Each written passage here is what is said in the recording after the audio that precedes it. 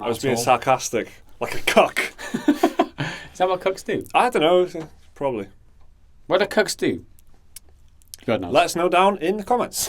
Do you ever find yourself drowning in games to play? You've barely sat down to play Dishonored 2 when everybody's making videos online about Watch Dogs 2, which you can't watch until you've sat through an unskippable advert of Final Fantasy 15. There are so many big releases and importantly indie titles now that it's so hard for you to stay on top of what's coming out, let alone decide what's worth playing. I hope you're ready to feel violated.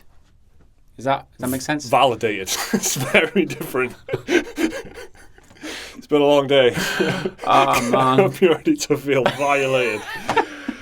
It turns out that of every Steam game ever to be released on the PC Store, almost 40% came out this year. So, since the first batch of 7 games released on Steam in 2004, every single game that came out in every year since, added together, make up just 62% of the store's entire catalogue. So the remaining 38% of all the games on Steam came out in 2016. That is flipping crazy. These figures come from data tracking site SteamSpy, which says a ridiculous 4,207 games were released on Steam this year. In 2015, that number was 2,694, and if you go back to 2012, it was just 379. If you go back 10 years to 2006, the figure is just 71 games. That is exponential growth at an insane rate. So next year we're looking at something like 6,000-7,000? Yeah, I mean the graph, if you look at the graph, is kind of just like almost a sheer cliff because it's such a sharp rise in the amount of games coming out.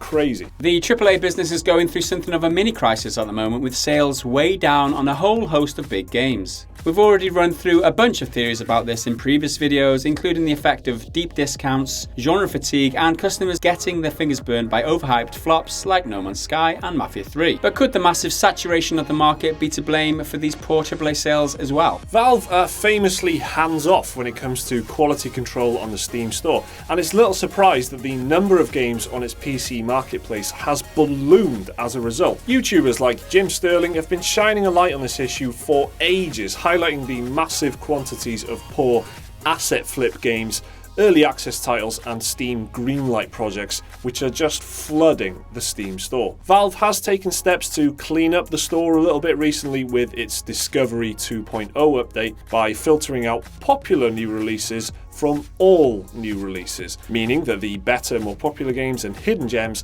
have a better chance of surfacing. There's also the prominent presence of user reviews and ratings for every single game on Steam on all of their Steam store pages, although this system has clearly been exploited in the past by some developers who can easily hand out free keys for positive reviews. Some games I've played have had a great rating on Steam and they were absolutely abysmal. That is a real problem. Crap. That is a real problem. Steam's really got to step up. I mean, they've started doing it, but they've got so much responsibility here. Yeah. Like, how can you trust the reviews in future when you spend money on a game like that and you've been burnt? It's like, who the rated these? Like, who are the 5,000 people that rated this game as like 100% or whatever? Yeah. Before Steam stepped up recently with these new changes, a lot of games were drowned out by all the indie games being released on Steam. Popular genres like survival, crafting games were quickly exploited with innumerable amounts of early access, Steam Greenlight trash crowding the store.